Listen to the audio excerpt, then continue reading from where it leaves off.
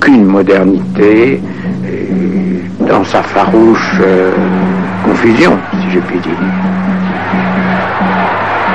Les Français trouvent en 1912 une armée marocaine qui avait essayé de se régénérer à la manière de l'armée ottomane, de se moderniser, mais qui est en pleine déconfiture. Ça ne marche pas, ça ne prend pas, cette modernisation.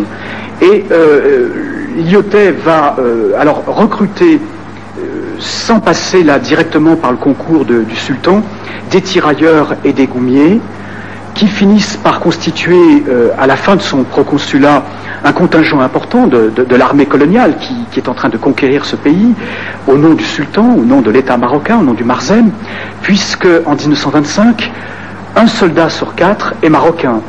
Et ces soldats participent à ce qu'il est convenu d'appeler, il faut bien sûr mettre des guillemets, la pacification. L'achèvement de la campagne du Rif est opéré par la première division marocaine, qui est vraiment là le fer de lance de la trouée contre Abdelkrim. Ensuite, ces soldats marocains resteront plus nos Suisses, nos mercenaires, une force d'appoint pour faire les sales guerres comme celle de l'Indochine après 1945, ou bien un atout pour la campagne d'Italie et la libération de la France, resteront plus nos Suisses qu'une armée, comme l'avait envisagé Lyautey, qui soit au service du sultan. Le Maroc de 1912 est un navire en perdition. Un pilote allait le sauver, Lyautey nommé résident général. En 2 ans, de 1912 à 1914, l'ordre est rétabli, la dissidence recule et l'œuvre de civilisation entreprise avec ardeur va s'étendre pendant et après la guerre à tout le pays. Pacification ou répression, au-delà des mots, c'est bien de guerre qu'il s'agit et d'une guerre sans pitié, où la férocité berbère est largement compensée par les effets meurtriers pour les civils comme les combattants, des armes lourdes des colonnes mobiles françaises. On se défendait avec des pierres, avec tout ce qui nous tombait sous la main. Il y avait bien quelques mousquetons, mais pas grand-chose. Vous savez, nous étions des civils, et vous connaissez la situation des civils. Par contre, de l'autre côté, ils étaient très bien équipés. Leurs canons bombardaient de loin, la montagne là-bas. La colonne mobile est arrivée de tous côtés, par Mermoucha, par Boulman et par Skoura. Ils ont bombardé les Heizrushen, réfugiés là-haut sur le Tichoukt. Ils avaient aussi des avions. Il y a eu beaucoup de tués. Ils nous ont tout pris, nos troupeaux, et nous ont laissés là. Il y a eu beaucoup de morts. وكاين واحد القائد كيقولوا القائد الحسن الله يرحمه جابوا مع فرنسا مع القوه ديالو حتى مات في الجوا هوزوا هنا وكلاو ليهم. Ils sont descendus jusqu'ici et pour nous obliger à nous rendre, ils nous ont pris tous nos vivres, toutes nos bêtes.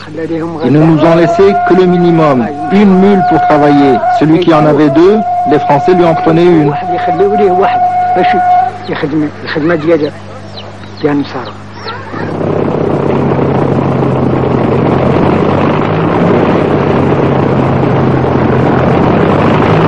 Arme nouvelle dont le coefficient psychologique fut plus important à l'époque que sa réelle efficacité militaire, l'emploi de l'aviation au Maroc préfigure les bombardements aveugles qui vont caractériser la Deuxième Guerre mondiale. La France est arrivée à pacifier le Maroc grâce à l'aviation, surtout grâce à l'aviation. S'il n'y avait pas d'aviation, je crois qu'ils ne seraient pas vaincus, les Marocains. Moi j'étais jeune, j'avais 12 ans. On était dans la tente mosquée. On faisait l'école coranique. Il y a un maître qui est à côté de nous. Il y a 2 avions qui surgissent. Ils ont bombardé atrocement. Nous, les petits, nous avons pris la fuite dans la forêt. Nous sommes grimpés sur des arbres. Le frère était assez vieux, il n'a pas pu s'enfuir, il a trouvé la mort. Et une femme aussi qui était en train de moudre du blé, elle a trouvé la mort. Puis un cousin à moi qui est blessé. Et ils ont tué presque tout le bétail. les vaches, les chèvres, les troupeaux. Et les deux avions sont retournés vers Ahiroumou. Ils passent sur une assemblée de dissidents qui ont tiré dessus. Chassepots, les vieux fusils de la guerre de 70, contre des blindés, le combat était perdu d'avance. Mais il allait révéler les incomparables vertus guerrières de nos adversaires. Celle qui fut la plus populaire de nos guerres coloniales fut aussi une des plus longues et des plus meurtrières.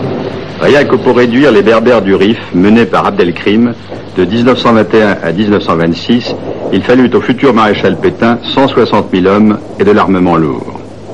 En 1934, quand la pacification fut achevée, on dénombrait officiellement du côté français 8 622 morts. Du côté marocain, il n'existe aucun chiffre précis, mais les estimations se montent à 100 000 morts.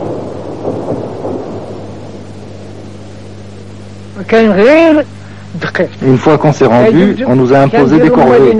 Et en plus, on recevait des coups. Et ceux qui étaient avec les Français nous battaient. Nous étions comme ça, à la queue leu-leu, ceux avec des pioches devant et ceux avec des pelles derrière. Et les coups n'arrêtaient pas de pleuvoir. C'était insupportable. Et celui qui refusait les corvées était tout simplement jeté dans la rivière. En plein hiver, il faisait très froid. Et certains en sont morts.